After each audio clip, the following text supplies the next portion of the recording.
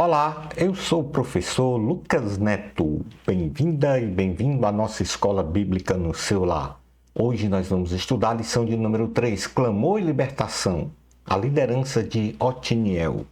Vamos então dar início à nossa aula de hoje. Introdução da lição.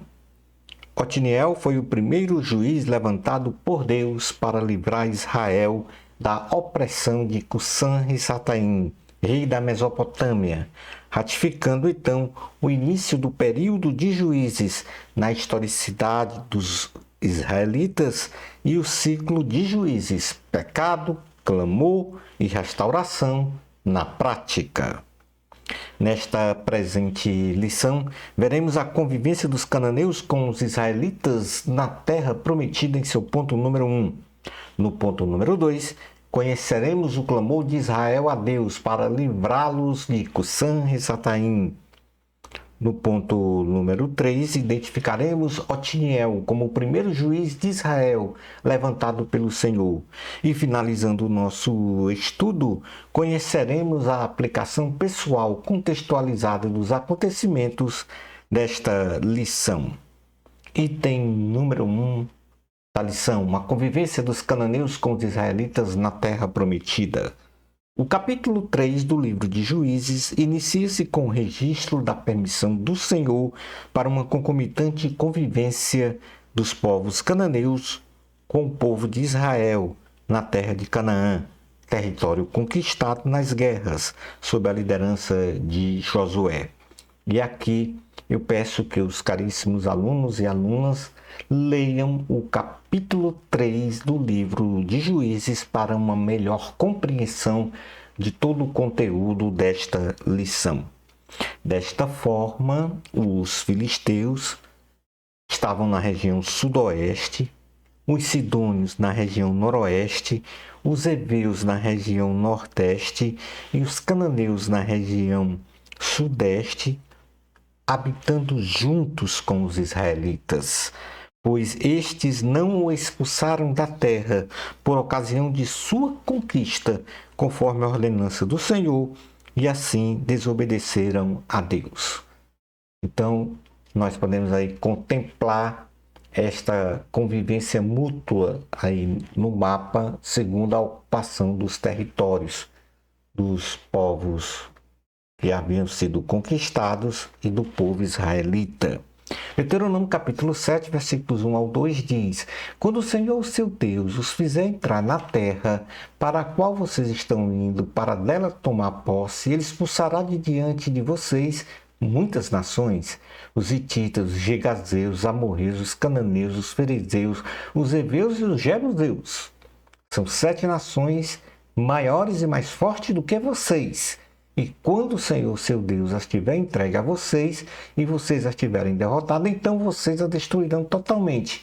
Não façam com elas tratado algum e não tenham piedade delas. Porém, os israelitas desobedeceram ao Senhor nesta ordenança. E quais foram os resultados desta convivência com os povos cananeus? Ou seja, resultados desta desobediência. Fruto desta desobediência, a ordenança divina dos israelitas em expulsar os habitantes da terra de Canaã e de não realizar alianças com eles, o Senhor permitiu esta convivência mútua para provar aos israelitas que não conheceram os confrontos militares da conquista da terra de Canaã, ou seja, a geração seguinte à geração de Josué. Então, esta conquista da terra de Canaã foi sob o comando de Josué, sob a direção e ação protetora do Espírito de Deus. Quanto ao aprendizado, no enfrentamento dos conflitos pela terra, que continuariam fortemente naquele período dos juízes, para aquela nova geração. Considerando sempre que este enfrentamento de conflitos pela terra se daria para a defesa da própria terra, sob a direção e dependência de Deus. Isto está escrito em Juízes capítulo 3, versículos 1 ao 4. Esta primeira condição de enfrentamentos de conflitos pela terra. O segundo ponto o resultado desta desobediência foi a união matrimonial dos cananeus com os israelitas. Essa convivência mútua na terra prometida entre os povos da terra de Canaã e os israelitas propiciou que ocorressem casamentos dos filhos dos cananeus, dos heveus, amorreus, ferezeus, heveus e jebuseus com as filhas de Israel. E também o casamento dos filhos de Israel com as filhas dos cananeus, dos heveus, dos amorreus, dos ferezeus e jebuseus, infligindo então fortemente outra ordenança divina aos israelitas quando eles conquistassem a terra. Deuteronômio capítulo 7, versículo 3 diz: não se case com pessoas de lá, não deem suas filhas aos filhos delas, nem tome as filhas deles para os seus filhos.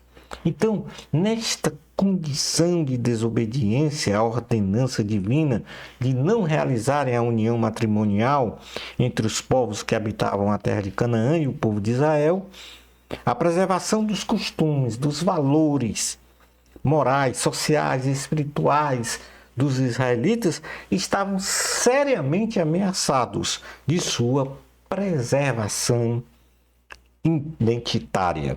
Juízes capítulo 3, versículos 5 ao 6, narra esta união matrimonial dos cananeus com os israelitas. Como um terceiro resultado, nós temos a idolatria dos israelitas aos deuses cananeus.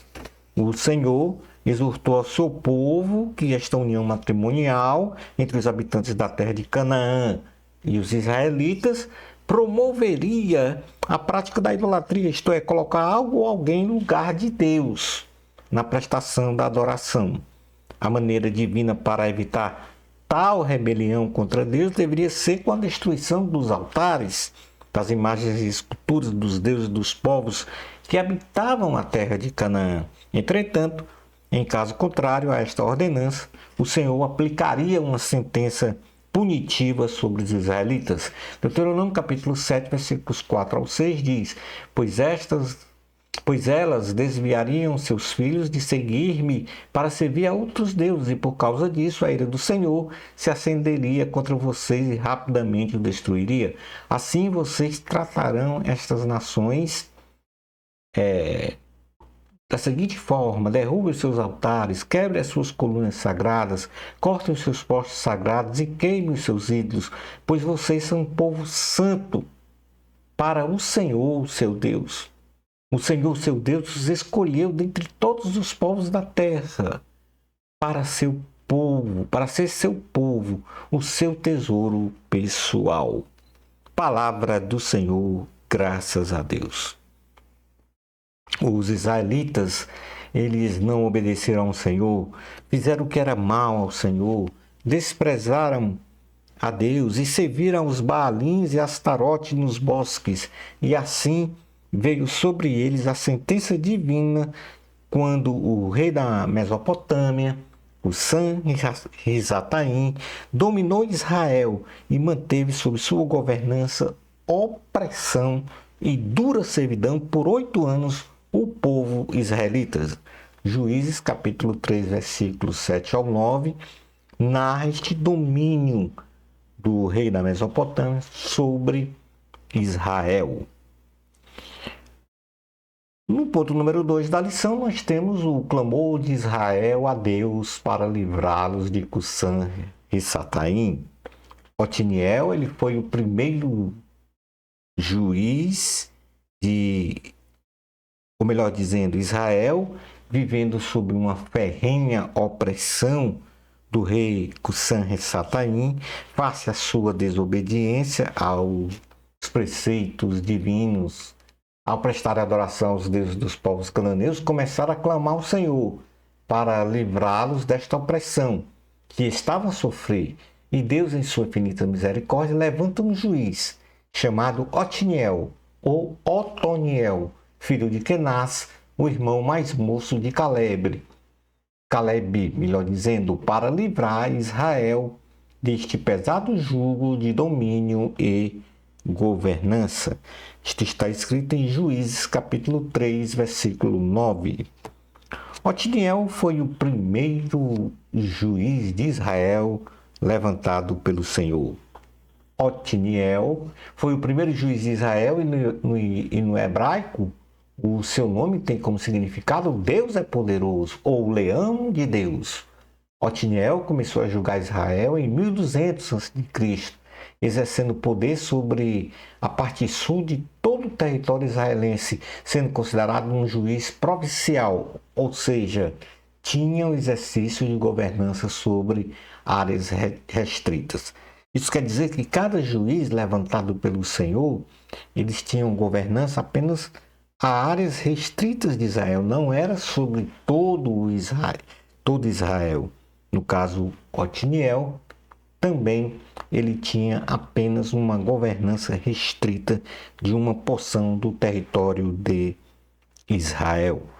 O Espírito do Senhor veio sobre Otniel e ele então recebeu uma unção divina especial, e assim o leão de Deus julgou a Israel e saiu determinado para o enfrentamento militar contra Cusã-Risataim, rei da Mesopotâmia.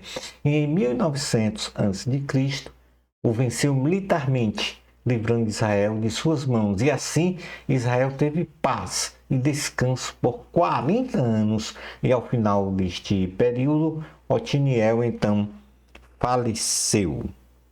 Isto está escrito em Juízes capítulo 3, dos versículos 10 ao 11. Vejamos então qual é a aplicação pessoal contextualizada destes acontecimentos que nós acabamos de narrar da nossa lição no livro de Juízes, capítulo de número 3. E nesse sentido, a primeira aplicação pessoal, o primeiro ensino que nós temos dessas lições aprendidas é a obediência e dependência de Deus. Deus é fiel e a nós sempre Ele é fiel. E em contrapartida temos o dever de ser fiéis ao Senhor, obedecendo à vontade do Senhor expressa em seus mandamentos, preceitos e ensinos da sua santa palavra. Primeiro livro de Samuel, capítulo 15, versículo 22 diz: Samuel, porém, respondeu: Acaso tem o Senhor tanto prazer em holocausto e em sacrifícios, quanto em que se obedeça à sua palavra? A obediência é melhor do que o sacrifício, a submissão é melhor do que a gordura de carneiros.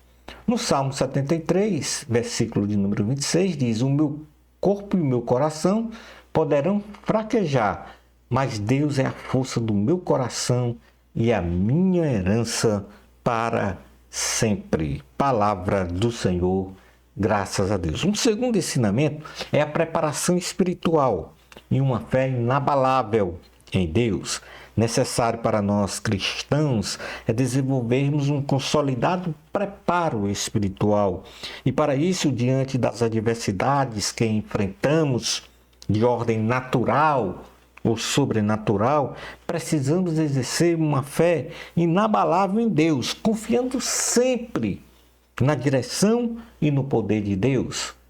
Na carta aos Efésios, capítulo 3, versículo 16, diz: Oro para que, com as suas gloriosas riquezas, Ele os fortaleça no íntimo do seu ser com poder, por meio do seu Espírito. No Salmo de número 125, versículo 1, diz: Os que confiam no Senhor são como o monte de Sião, que não se pode abalar, mas permanece para sempre. Portanto, a preparação espiritual e fé inabalável é o segundo aprendizado deste contexto bíblico desta lição. O terceiro aprendizado, intolerância à prática do pecado. Não podemos conviver com a prática do pecado, absorvendo usos e costumes de pessoas que relativizam o pecado. Temos que ser intolerantes ao pecado ou qualquer coisa que provoque o entristecer, o desagrada ou desagrado a Deus, pois o pecado desvia o nosso coração do Senhor. Romanos capítulo 6, versículos 12 ao 14 diz: portanto, não permitam que o pecado continue dominando os seus corpos mortais, fazendo que vocês obedeçam aos seus desejos. Não ofereçam os membros dos seus corpos ao pecado como instrumentos de injustiça, antes ofereçam-se a Deus como quem voltou da morte para a vida, e ofereçam os seus membros dos seus corpos a Ele como instrumentos de justiça. Pois o pecado não os dominará, porque vocês não estão debaixo da lei, mas debaixo da graça. Como quarto ensinamento, nós temos aí a desobediência a Deus gera prejuízos. Desobedecer a Deus gera consequências prejudiciais à nossa vida moral, social e espiritual, porque o Senhor estabeleceu uma lei que versa que o que plantamos é o que vamos colher. Logo, certamente, a rebelião contra Deus gera a aplicação da justiça divina com amplitude temporal até o sincero arrependimento de nossos pecados.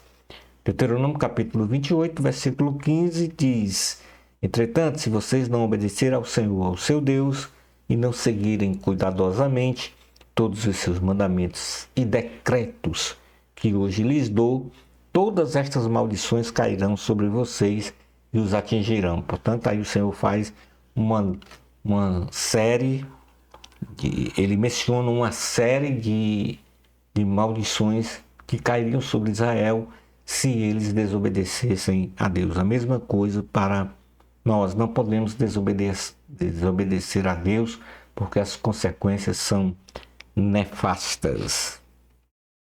O apóstolo Paulo disse que nós colhemos o que plantamos e, portanto, nós temos que ter exatamente esta, vamos dizer, bem claro na nossa mente, no nosso coração. A desobediência a Deus gera consequências prejudiciais. E por último, o arrependimento de nossos pecados gera misericórdia divina. Quando nos arrependemos de nossos pecados de forma sincera, com o coração contrito, Deus manifesta a sua misericórdia para nos socorrer e nos livrar das consequências do pecado, que é a morte espiritual, nos contemplando então com o perdão, salvação e concessão de vida eterna. Primeira carta de João, capítulo 1, versículo 9, diz: se confessarmos nossos pecados, ele é fiel e justo para perdoar os nossos pecados e nos purificar de toda injustiça. Concluindo então a aula de hoje, nesta lição vimos que a convivência de Israel com os povos pagãos trouxe uma porta aberta para o povo de Deus cometer o pecado da idolatria, se esquecendo dos mandamentos do Senhor, com a consequente aplicação da justiça divina punitiva. Porém, aprendemos que o clamor ao Senhor de forma sincera gerou em Deus a liberação misericordiosa de um socorro para livramento e libertação, caracterizando então a aplicação prática do ciclo de Juízes. Ao contextualizar os ensinos do texto base da lição, aprendemos que devemos obedecer e depender de Deus, ter uma preparação espiritual e uma fé inabalável no Senhor, ser intolerante com a prática do pecado, sabendo que a desobediência gera uma sentença desfavorável e que o arrependimento sincero de coração gera a misericórdia divina. Shalom Adonai. Na próxima lição, vamos estudar a lição 4, Eude e Sangar. Deus usa os improváveis. Bênçãos especiais de Jesus para você. Amor a Cristo. A glória sempre é de Deus. Até a nossa próxima escola bíblica no seu lar. Isto se Deus permitir.